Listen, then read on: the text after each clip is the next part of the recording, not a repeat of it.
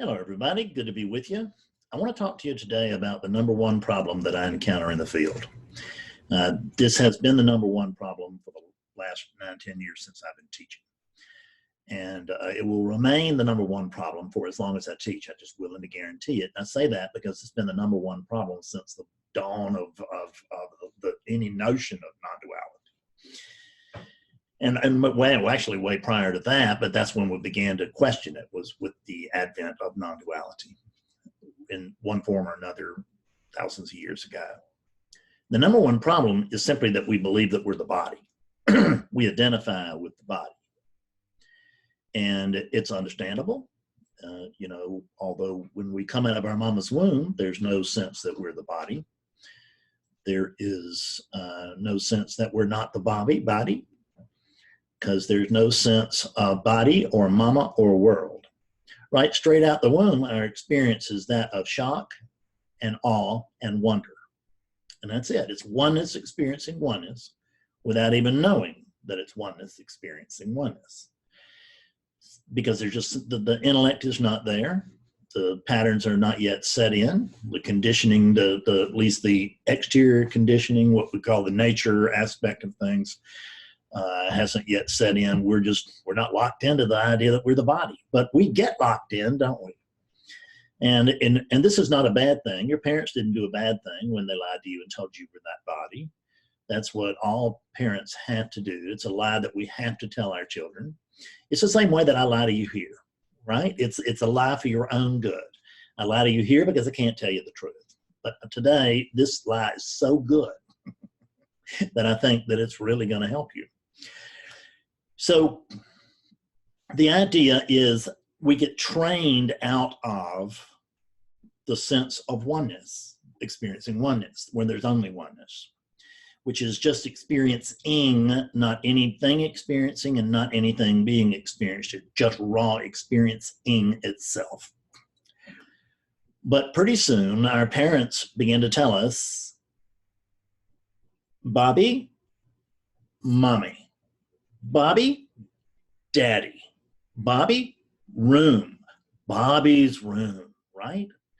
And it doesn't catch on right in. There's a good bit of resistance there, and there'll be resistance there, typically between 18 months and 3 years before it's really caught on the idea that there comes a day when the mind lights up and it goes, wow, there's a me here, right? Gee, I didn't know there was a me here. This is big news. And so there's this wonderful moment of recognizing that there's a me here, this sense of individuality, this experience of individuality, and that is just divine until it's not. And the until it's not comes very quickly right after the realization or the belief that we are the body sets in. And what comes in right behind that is, oh my God, look at me, I'm tiny, and the universe is huge. I am this, and it's me against the universe. I'm over here by myself. It's me against the universe. And look at how powerful the universe is. And look at how big it is. Look at these units. I mean, what they can, this knows everything, can do everything. And I'm just this little nothing over here in the corner. I can't even feed myself. I can bring about comfort if I cry and someone else handles it, but I can't handle it myself. This is not being thought out logically, but you can bet it's being experienced emotionally. And it's traumatic.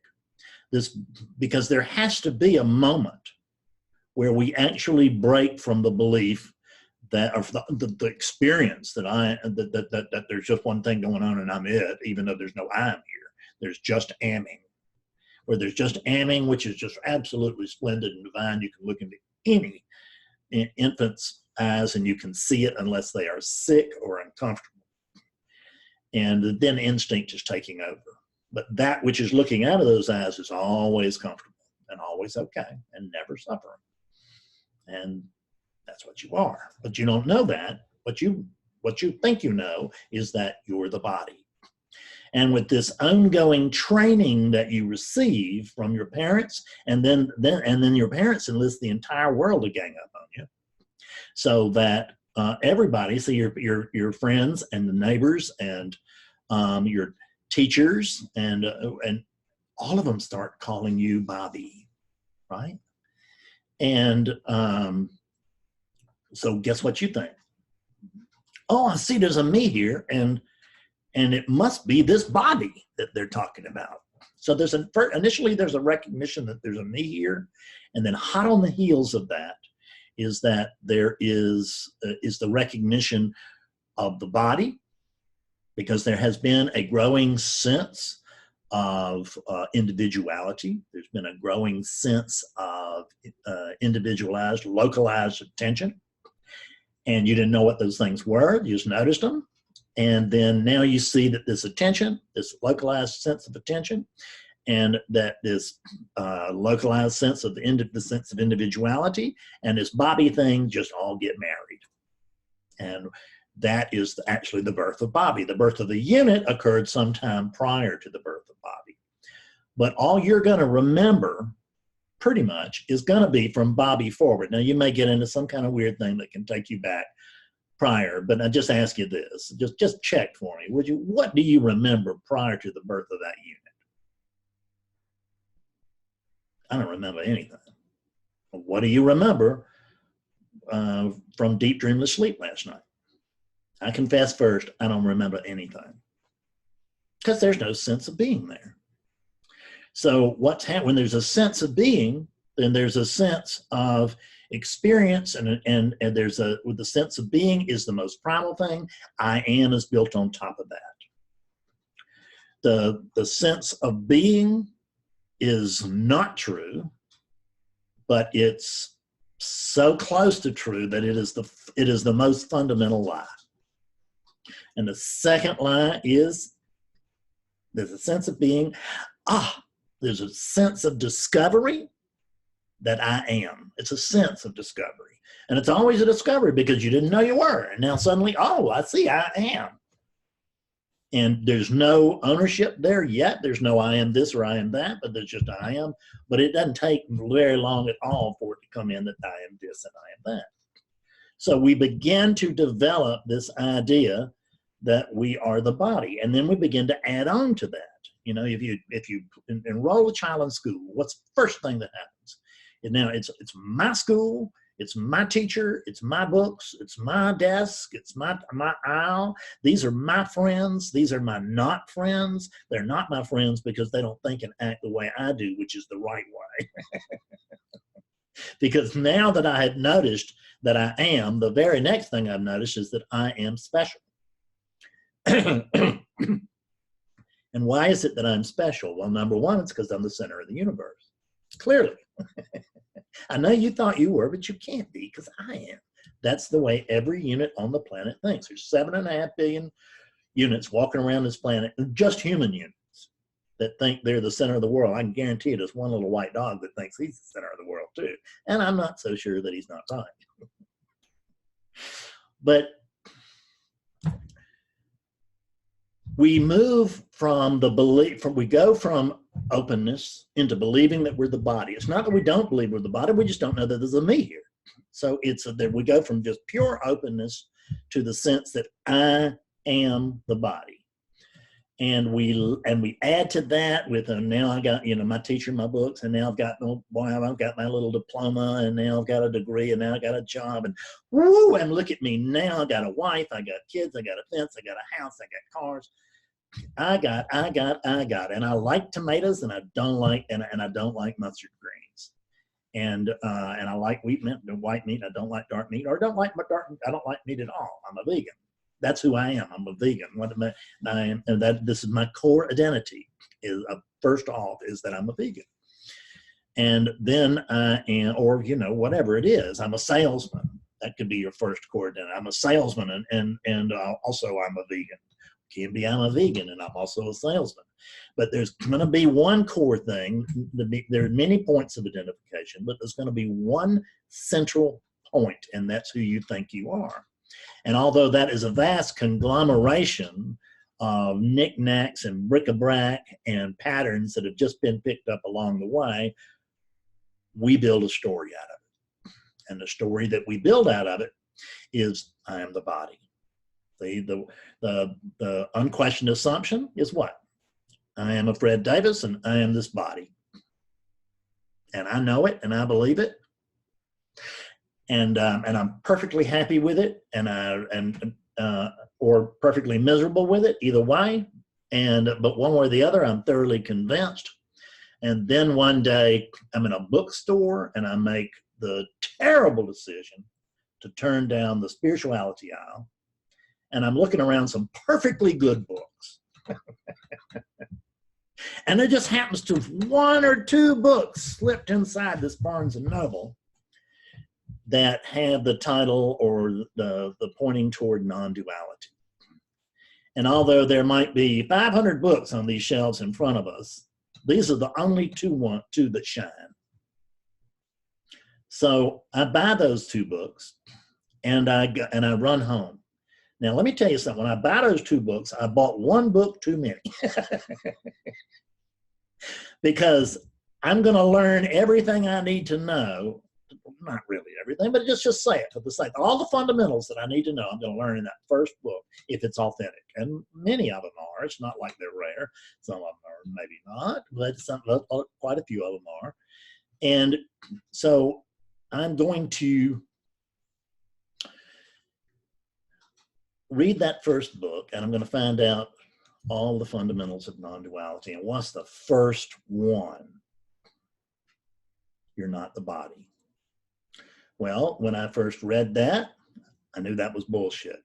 But I couldn't stop reading. For some reason, it was just drawn. And what I noticed is that it wasn't as much like I was reading this book as it was that this book was reading me. See, I hadn't picked the book had picked me. So I sat there and I read that book, and over again, that teacher told me, you're not the body, you're not the body, you're not the body.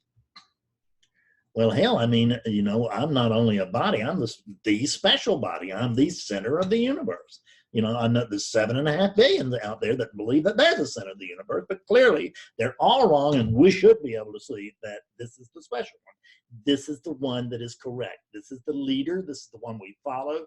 This is the one whose opinion we value.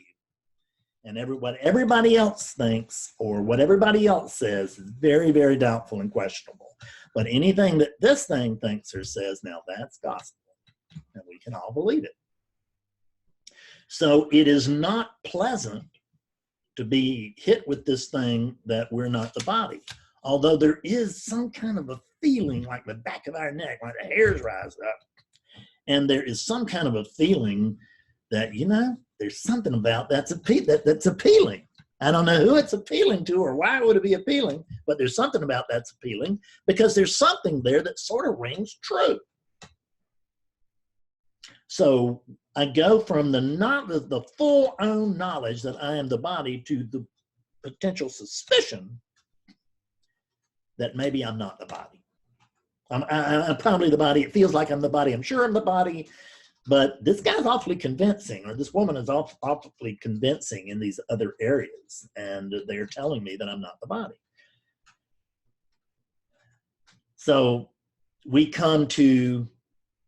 slowly move into being convinced, most of us, at least convinced on one level.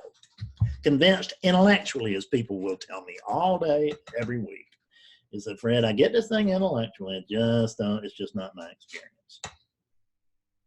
Because it's not the experience of the body they believe. They actually don't know what they're saying, but that's what they mean when they're saying it, but that's what they say.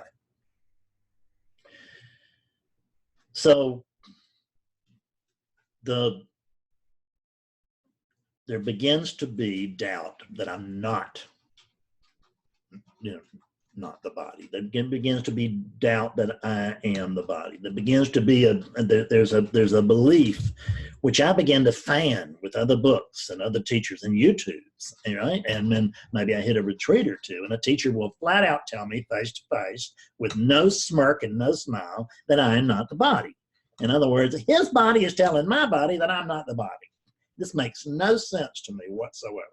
And I could not get it for the man in the moon, and neither could you. Let's tell ourselves the truth. I don't care if you were the most wide awake thing on a Tahitian island by yourself, basking in awakeness for a long, long, long time. You thought you were the body. And guess what? That is such deep, heavy conditioning that it just doesn't vanish. So upon awakening, what we notice is that it was not the body that woke up. This is the first thing we notice upon an authentic awakening is, my God, is that there's no Fred. See, I was thinking that this meat was going to wake up pretty soon. I mean, it just made sense to me. I mean, there's 170 pounds of unenlightened meat over here, and I'm pretty well sure that I'm looking at 170 pounds of enlightened meat up there on the stage. And it's pretty hard to get off of that idea. It's damn near impossible to get off that idea. It's impossible, almost impossible, to jettison that idea for the fraction of a second that it takes to actually see the truth. Because I want to tell you is that enlightenment is it's just like this. See, there's no enlightenment here. There's maybe an event, but there is an opening. And now, golly, look at this. Now there's brightness here. Well, the key to understand, I keep talking about this and nobody gets it, so may you please get it today, is that within this awakeness, there are a zillion levels of clarity. And we don't start out at the top and work our way down. You know, I mean, you probably heard the arrogant story here that's so true, that when awakening occurred here, the first thing that this arrogant little unit, and it wasn't even, I mean, it wasn't the unit, it was just the thought. The thought came in, which was, wow, this is unbelievable. The Buddha never got here. Swear to God. That's what I thought. And I got to thinking, man, I thought, well, that might be arrogant. And so I decided, okay, it's not just Buddha and then me, or it's not just me, and it's the Buddha, Eckhart Tolle, and then me. And we're like the Holy Trinity or something.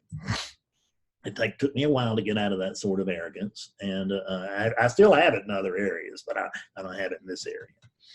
So now what we're going to do here is I want you to listen very carefully, because I want you to suspend for just a minute. Suspend your doubt. I'm not asking for any money, and I'm not trying to get your clothes off. I have no particular reason to lie to you right now. So just pretend that I am telling you the truth. And when I tell you this truth, it's not going to be a shocker unless you actually get it. You're not that body. What you are is not that body. I mean, well, from a oneness standpoint, we could say that you can't not be that body because oneness includes all bodies and all this and that and the other, but that's really immaterial from the deepest level of things. What I'm going to tell you is you're not that body. That's absolutely true. So given the fact that you're not that body, what do you think I'm talking to? And guess what? I/you are not this body either. So what do you think it is that's talking to you?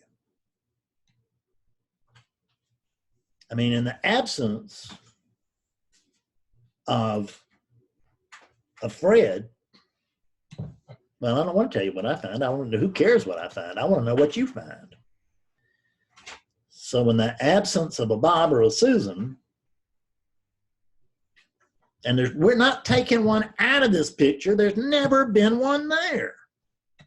You've painted something in that isn't in the picture, right? It's just like we went in there and we got the Mona Lisa and we gave her a mustache, right?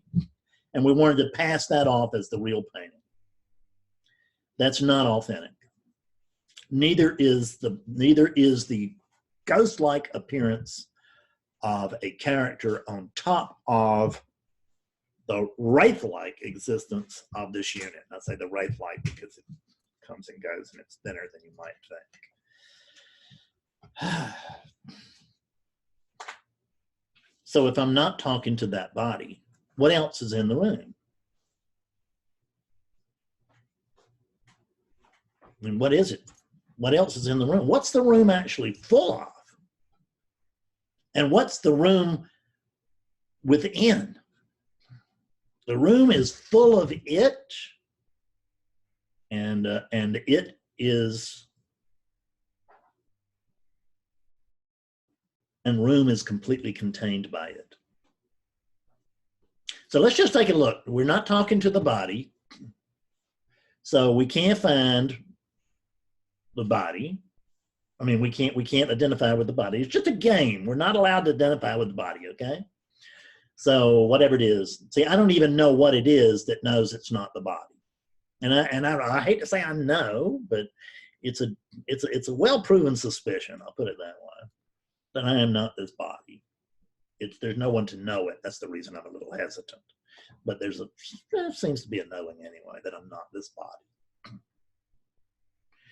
So since we're not these bodies, let's see what else is in the room. Well, there's furniture, there's all kinds of things in the room, isn't there?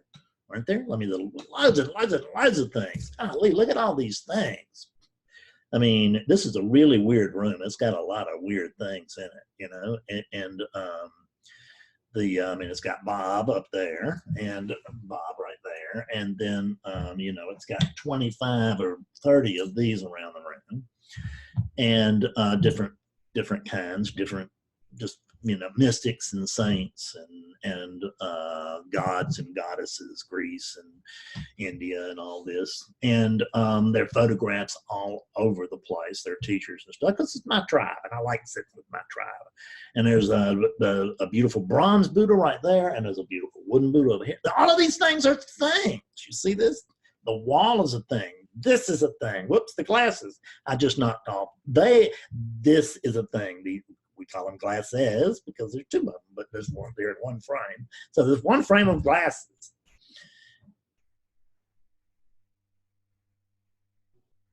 So are you any of these things? Does it really feel like you're anything that's in that room over there? Does it feel like you're anything that's in the room over here? And if you think, oh, I'm one with that unit, that's not completely untrue, but it's beside the point of what we're talking about now. We're talking about really at a higher level than that. We're not really talking about manifestation. We're using the appearance of manifestation to find out what's real. It's very easy to find out what's real because it doesn't come and go. And that's what they told me when I was coming up. They said, hey, Fred, look for that which doesn't come and go. And I went looking for that which doesn't come and go. And I didn't know what they meant by what doesn't come and go. And what I did was I turned what doesn't come and go into a very sneaky little noun. And I went looking for something that doesn't come and go. Now, this has been around for several hundred years, I believe, but it's going. You see that? It was a day when this thing was fresh as a lily and all painted up and all that kind of stuff, and now it's going. It's going slow. It's going to be around a lot longer than this unit unless there's a fire, but it's going. It's on its way out of here. This is on its way out of here. This is deteriorating as we look at it. This is deteriorating as we see it. All of these books are crumbling. Books just don't last forever. But there's something here that does. And the room is full of it. And the room is inside of it. And that's the space, isn't it? They told me, Fred, you are the awake space. I was like, well, which space are they talking about?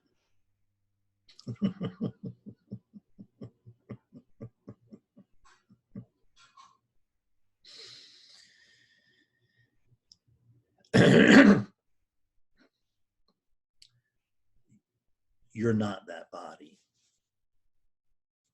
What's hearing these words is not that body. that body and the consciousness that that body ignites is the tool for that which is hearing the words, which is the same thing as that which is spouting the words. Complete nonsense. That's what we have here, is a complete nonsense event. And don't get down on it. You know, oh my God, that means nothing counts. Everything counts. It doesn't knock that out at all. Everything counts. There are things that are vital. There are many things that are actually important.